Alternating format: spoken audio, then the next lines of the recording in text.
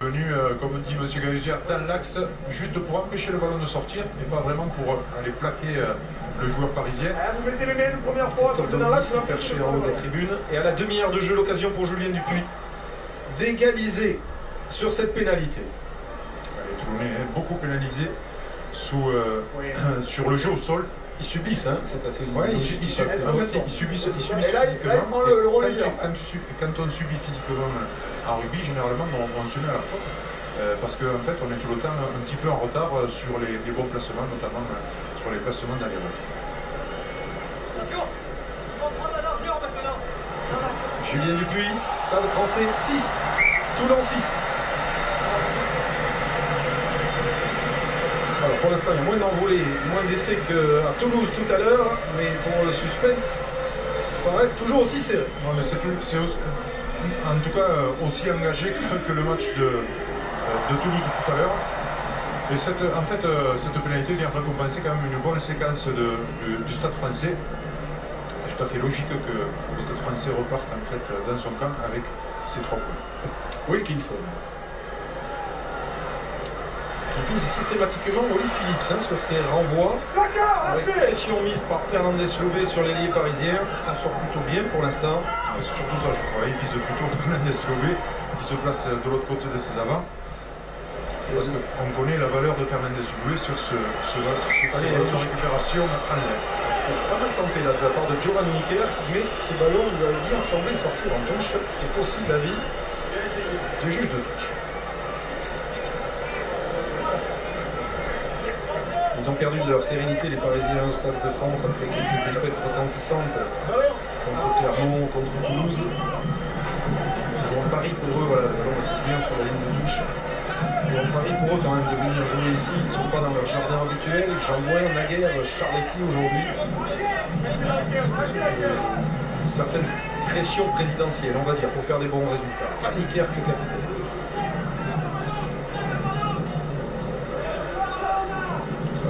Ça bataille dans les rucks.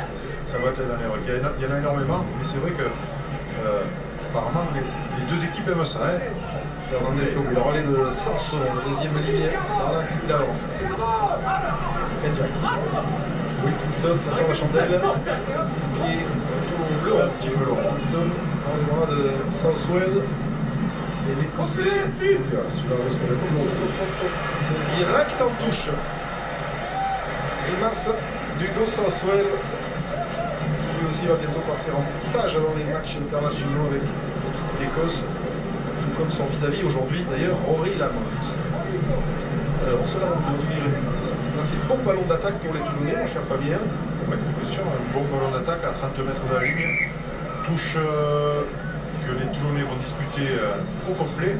Alors, est-ce qu'ils vont garder le ballon pour essayer pareil que les Parisiens tout à l'heure, essayer de tester un petit peu cette équipe parisienne devant, ou alors une déviation directe? Apparemment, selon le placement des 3 quarts, ça va être plutôt une touche qu'ils vont essayer de garder. derrière. Plus bas, plus bas. Ouais, c'est difficile de rester debout. D'accord, sortez. On va recommencer le travail de préparation avant de libérer le ballon. Plus bas. C'est compliqué de repartir comme ça. Recule même là, sous la pression défensive des Parisiens de Slimani. Jack il va continuer le drop là, Wilkinson? Non. Wilkinson qui contourne la défense parisienne, cisaillé par Roncero. Les Parisiens ont peut-être récupéré le ballon sur cette phase de ruck. Ils sont mis à la faute, les Toulonnais. Vous ratez pas par la porte, monsieur, vous ratez sur le côté. Pénalité pour Paris. Il y avait Sénécalais qui est venu directement du camp adverse pour sauver le ballon. Logiquement, il est pénalisé par M. Galuzière. Et boxiste qui va tenter une pénalité de pratiquement 55 mètres. Le ballon est 56, 57. Ouais. Alors Johnny Wilkinson, ici plaqué par Roncero, Lionel Boxis étaient tous les deux les numéros 10 de leur équipe respective lors de cette fameuse demi-finale de la Coupe du Monde 2007, où les Français avaient été battus par les Anglais de Wilkinson. Une semaine avant, Boxy, c'est les Bleus avec Fabien Colus avait battu les Blacks à Cardiff. Le coup de pied de Lionel Boxy, magnifique. Énorme. Il passe. Ouais, c'est un buteur hors pair. Wilkinson en est un. Boxy, ça en est un autre. Il donne l'avantage au Stade Français 9-6. Les Toulonnais avaient le ballon dans le camp des Parisiens et ils se retrouvent avec 3 points dans la musette. Et bien voilà, je crois que c'est tout simplement le talent de Boxy qui a fait la différence. Apprécié par l'ancien entraîneur de l'équipe de France, Bernard Laporte. Il y a réunion des anciens entraîneurs du Stade Français aujourd'hui. Mallette, Laporte, manque Galtier, manque Delmas pour les récents, mais Boxy vient de donner l'avantage aux Parisiens. Sur le pied sûr de Mathieu Bastaro. Bastaro, ça tombe sur Fernandez Lobé, toujours impeccablement placé. Petit coup de pied à suivre pour lui-même. Lobé qui arrache le ballon à Slimani. Mis au sol par Soswell. Bien joué de la part de l'Argentin de Toulon. Emmanueli qui sort ce ballon. Van Niekerk maintenant. Giovanni Niekerk à l'assaut de la défense parisienne. Mis au sol par Papé. Ouais, quelques problèmes de sortie de balle. Pour les Toulonnais, on n'arrive pas à sortir le ballon rapidement. Comme Tepomi Wilkinson. Interception. L'interception de Rodriguez. Il a voulu la noter dans le dos, il a voulu la noter. Et avec Paris maintenant, les Parisiens ont remis la main sur cette balle. Ils jouent vite, ils jouent toujours très vite maintenant avec Boxy. Boxy petit par-dessus pour lui-même, il est gêné par la défense toulonnaise, pas de faute. Et l'arbitre laisse jouer. Enjak, Wilkinson, chargement de côté de Wilkinson. Finalement, son pied gauche sans difficulté pour l'arrière-garde parisienne et notamment Julien Arias qui essaie de déborder le but. Bien joué de la part d'Arias, qui a du feu dans les jambes lui aussi. Arias, le bouchon qui a mis sur le cul Felipe Contepomi, Grogui, excusez du peu, de la part de Julien Arias. Contepomi qui a eu du mal à se relever. L'action parisienne avec Asquel, la charge d'Asquel bien pris par Sébastien Bruno. Contepomi, regardez-le en haut de l'écran, a un petit peu de mal à tenir sur ses jambes. Ouais, un petit peu gonflé après deux cadrages de bord de Julien Arias. Ballon toulonnais, Enjak pour Fernandez Lobé. Le coup de pied rasant de l'Argentin sur Southwell. Southwell, allez, ça sent la chandelle. Elle est bien tapée. Dessous, Southwell, la boxe. Et les deux Écossais face à face. La monte a pu donner à Wilkinson, propulsé en touche. Encore une très longue séquence de jeu. Ouais, numéro 5 séquence de jeu avec Arias. Voilà, on voit premier cadrage de bord, deuxième cadrage de bord sur Smith. Et là, hop, il sait pas ce qu'il fait. Et ben voilà, on passe droit et on renverse contre Tepomi. En tout cas, donc Julien Arias a retrouvé aussi lui aussi ses cannes au début de saison. Il a marqué quelques essais magnifiques au début de la saison avec le Stade Français, Julien Arias. Quand il est en canne, il est difficile à prendre. Ouais, il est assez exceptionnel parce qu'il peut te prendre à l'extérieur, il peut te rentrer dedans, il a beaucoup de qualité. Il a quand même des appuis latéraux qui sont assez impressionnants, comme un peu à la Fidjienne. Comme le touche de Zarzeski.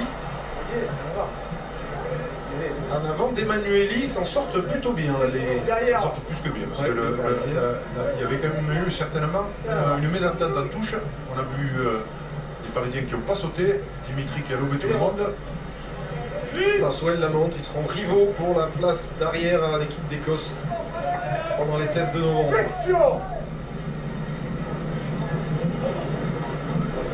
Touché. Stop. Entrée. Pour les Parisiens. C'est la dernière minute de cette première période. La charge de Sergio Parissé. Parissé plaqué par Fernandez Lobé. Parisien garde la main sur ce ballon. Il n'a pas perdu. Il se ressort pour Dupuis. Dupuis, Papé. Charge de Papé. Échappe au plaquage à l'épaule de Wilkinson. Il avance Pascal Papé. Dupuis, renversement d'attaque. Boxy avec Sergio Parissé. Plaqué par Bruno. Boxy, elle a bien joué. Marchand maintenant. Charge d'Arnaud Marchand qui rentre dans les veines de Toulonnais. Non. Stoppé sur la ligne. Bastaro, comme troisième ligne, vient rafuter, avance. Dupuis, on reste avec les gros, avec Parissé. Parissé attend le soutien d'Asquel, avantage en cours pour le Stade Français. Ouais, on n'est pas replacé. De toute façon, côté Stade Français sur la largeur, donc forcément on est obligé de jouer au fait. Et ce travail de simple des Parisiens, Fabien, finit par petit à petit payer au tableau d'affichage. Exactement, hein, ça finit par payer parce que, en fait, en multipliant les temps de jeu, forcément, à un moment, les Toulonnais se mettent à la faute, d'autant plus que les Parisiens, sur tous les impacts, avancent. Comme je l'expliquais tout à l'heure, c'est toujours plus difficile quand on recule à ce jeu. d'être performant et de ne pas faire de faute surtout, de rester discipliné. Alors parfois on dit que les Toulonnais sont dépendants de leur seul buteur, leur meilleur buteur qui est Wilkinson. À Paris, au Stade Français, ils ont la chance d'avoir deux bons buteurs, Julien Dupuis et Lionel Boxis. Boxis tapant plutôt de loin, alors que Rabat Slimani se fait soigner. Un des piliers d'avenir du rugby français, Fabien, on l'a dit avec l'équipe de France. J'ai vu avec la France en juin, tout jeune pilier qui est d'ores et déjà très bon en mêlée. Alors il joue à droite et à gauche, ce qui à son âge est assez exceptionnel, mais aussi a une faculté, une capacité de déplacement qui est très intéressante. Donc voilà, un jeune qu'il faudra certainement suivre pour l'avenir. Les cloches ont retenti, les cloches au Stade Français, vous le savez, c'est la sirène. Dernière action de cette première période. Julien Dupuis s'en va donner 6 points d'avance au Stade Français. 12-6 en faveur des Parisiens. Ce sera le score à la mi-temps. Monsieur, rapidement, Julien, justement. Julien, c'est le travail de Sap qui paye là en fin de première mi-temps? Je sais pas si c'est un travail de Sap, on joue mal. Parce que on a la bourre sur toutes les actions. Ils ont une grosse défense, ils nous mettent l'impact, on n'arrive pas à revenir dans le sens. Et puis je sais pas si c'est fait exprès ou pas, mais il y a quand même sur quelques temps de des mecs qui restent sur le ballon. Donc on n'arrive pas à mettre de la vitesse. Mais bon, on commence à trouver des espaces. On commence à faire moins de fautes. Donc il faut continuer. On est devant en première mi-temps, il faut continuer sur cette voie. Ok, merci, soin de toi. Hein. Première mi-temps, dans le style de rugby que vous aimez, Fabien. Engagé, très engagé au ras, pas trop de jeu de passe, mais c'est vrai que du jeu à une passe, on va dire. Une passe, on va défier, une passe, on va défier. Mais c'est un jeu qui certainement